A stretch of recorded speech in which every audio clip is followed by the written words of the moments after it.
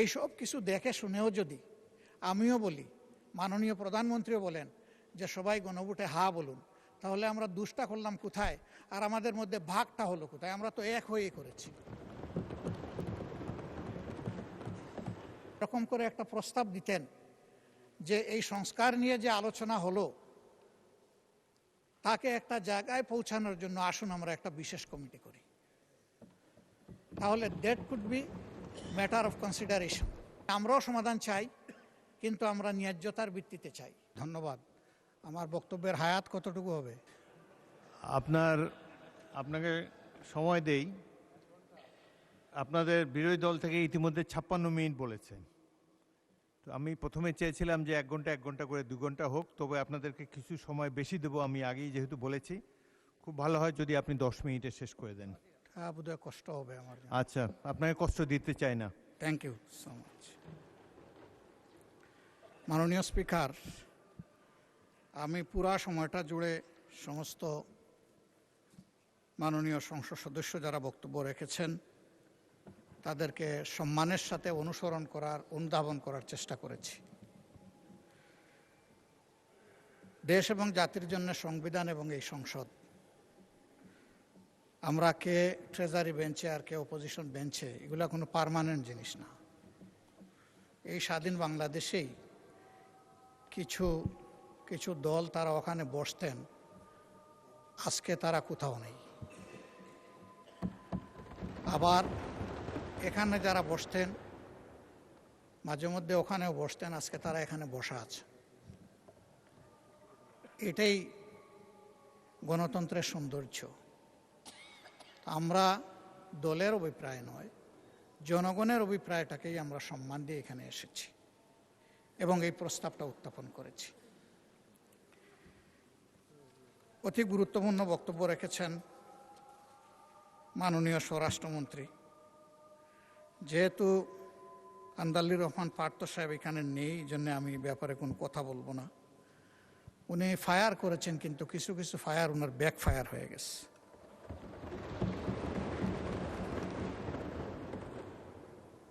জনাব সালাউদ্দিন আহমদ সাহেব অত্যন্ত বিজ্ঞ লোক। আমি যতদূর জানি তিনি আইনের ছাত্র ছিলেন। আর আমরা ফেসিবাদের আমলে দফায় দফায় সেই আইনের নামেই আমরা ফেসিবাদের ভিকটিম হয়েছি। ওনার পজিশন একজন জ্ঞানী মানুষ হিসাবে, আর আমাদের পজিশন একজন বুক্তা হিসাবে। আমরা বুক করেছি, ভিকটিমাইজড হয়েছি আমরা। তো উনি ভাগ্যবান। না, আপনিও আরো বড় ভিকটিম হয়েছেন, এটাও আমি স্বীকার করি। আমি সবসময় স্বীকার করি যার যেখানে যে অবদান। তিনি 73 সালের পরে অর্ডার যে আইন নয় সেইটার উল্লেখ করেছেন, কিন্তু এরপরে বহু অর্ডারও, বহু অধ্যাদেশ, বহু আদেশ আইনের রূপ নিয়েছে। আজকে যদি সেই সমস্ত সম্মানিত ব্যক্তিদের সম্পর্কে কথা বলি, তারা আজকে দুনিয়ায় নেই। অনেককেই আমরা অন্তর থেকে গভীরভাবে শ্রদ্ধা করি, তাদের প্রতি অশ্রদ্ধা হবে। আমি সেই জায়গায় ফিরে যেতে চাই না। আবারও বলবো, সংবিধান এবং আইন মানুষের জন্য, আইন কিংবা সংবিধানের জন্য জনগণ নয়। এই জিনিসটা আমরা খেয়াল রাখলে ভালো হতো। ব্যক্তিগতভাবে আমি বিশ্বাস করি যে এখানে যারা এসেছেন তারা জনগণের মধ্যে অতি শ্রদ্ধার পাত্র। কাজেই কাউকে ঠিক হিট করে কথা বলাটা আমি কখনো সমীচীন মনে করি না, আমি সেদিকে যাব না। আমাদের জনাব সালাউদ্দিন আহমদ সাহেব বলেছেন যে আদেশটা দেওয়া হয়েছে, এইটা একটা অন্তহীন প্রতারণা করা হয়েছে। কে করেছে? ইন্টারিম গভর্নমেন্ট এবং প্রেসিডেন্ট মিলে করেছেন। তো এইটা তো জুলাই 13 তারিখ হয়েছে, নভেম্বরের 13 তারিখ হয়েছে, আর ভোট হয়েছে 26 সালের 12 ফেব্রুয়ারি। দীর্ঘ সময় মাঝখানে ছিল। আমরা প্রথমে দাবি করেছিলাম গণভোটটি আগে হোক এবং সংসদ নির্বাচন পরে হোক, কিন্তু বিএনপির দাবির কারণে, একই দিনে হওয়ার কারণে ওনাদের গণভোট এবং সংসদ নির্বাচনের দাবিটা সরকার গ্রহণ করার কারণে ওনারা ফরমালি সরকারকে অভিনন্দন জানিয়েছে। তাহলে গণভোটটা তো ওনাদেরও দাবি ছিল। গণভোটে কি কি বিষয় অন্তর্ভুক্ত হবে তা কিন্তু আগেই তাদের ওয়েবসাইটে প্রচার করা হয়েছে। নির্বাচন কমিশন এটা করেছে যথেষ্ট সময় দিয়ে। আমরা দেখেছি, সরকারি দলও এটা দেখার কথা। এই সব কিছু দেখে শুনেও যদি আমিও বলি, মাননীয় প্রধানমন্ত্রীও বলেন যে সবাই গণভোটে হা বলুন, তাহলে আমরা দুষ্টা করলাম কোথায় আর আমাদের মধ্যে ভাগটা হলো কোথায়? আমরা তো এক হয়েই করেছি।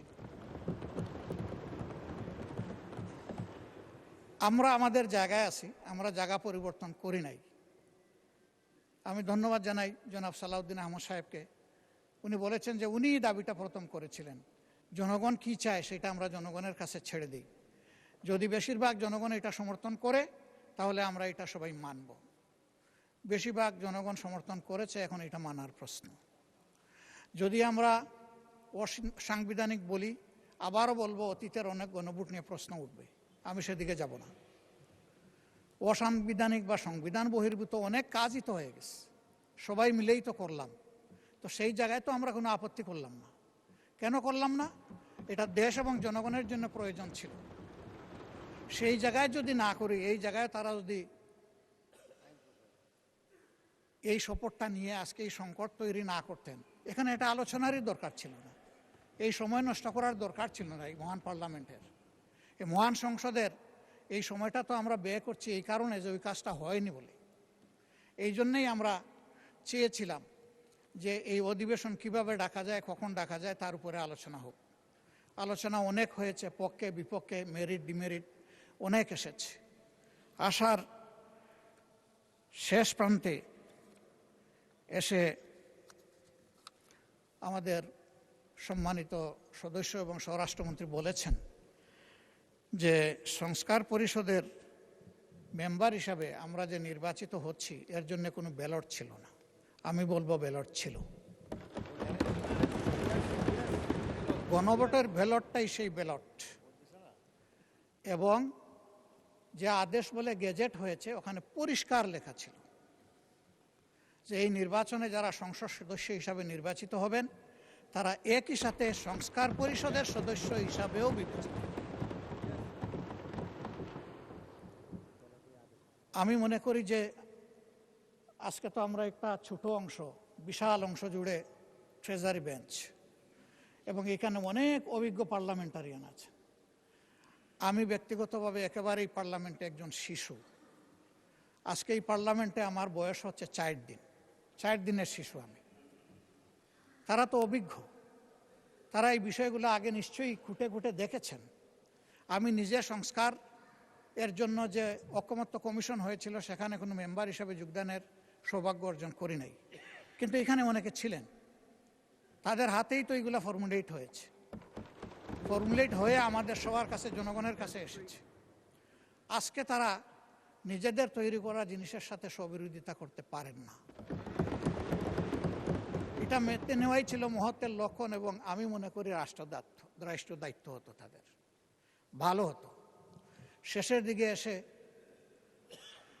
সম্মানিত মাননীয় সংসদ সদস্য এবং স্বরাষ্ট্রমন্ত্রী একটা প্রস্তাব দিয়েছেন। আজকে পুরো আলোচনাটা হচ্ছে সংস্কারের উপর, সংস্কার পরিষদের উপর, এর সভা আহ্বানের উপর।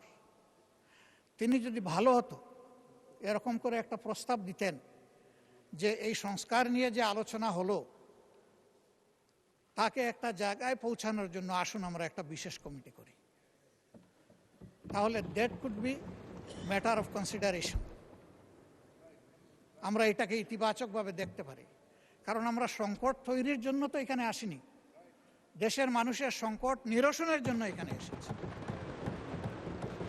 আমরা প্রথম দিনই মাননীয় স্পিকারকে অভিনন্দন জানাতে গিয়ে বলেছিলাম যে আমরা একটা গঠনমূলক বিরোধী দল হিসাবে এখানে দায়িত্ব পালন করতে চাই।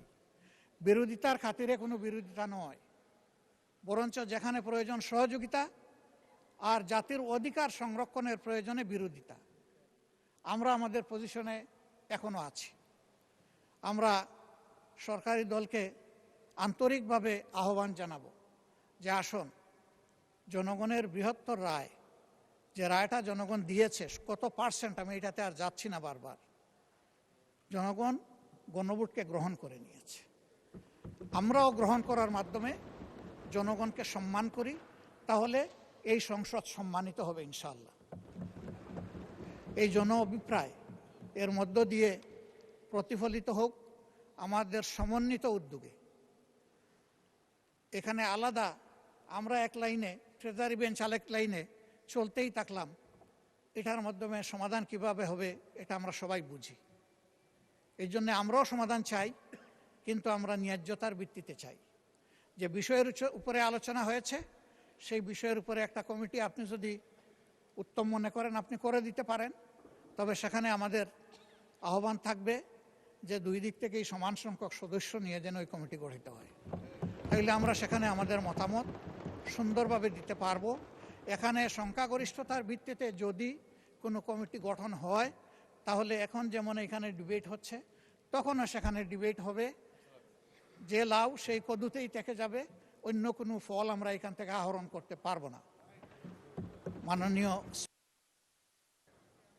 মাননীয় বিরোধী দলীয় নেতা, আপনি কনক্লুড করুন। Take another 3-4 minutes. আমরা আমাদের অভিপ্রায় আপনার সামনে তুলে ধরেছি, এখন সিদ্ধান্ত আপনার। আপনাকে ধন্যবাদ। আসসালামু আলাইকুম।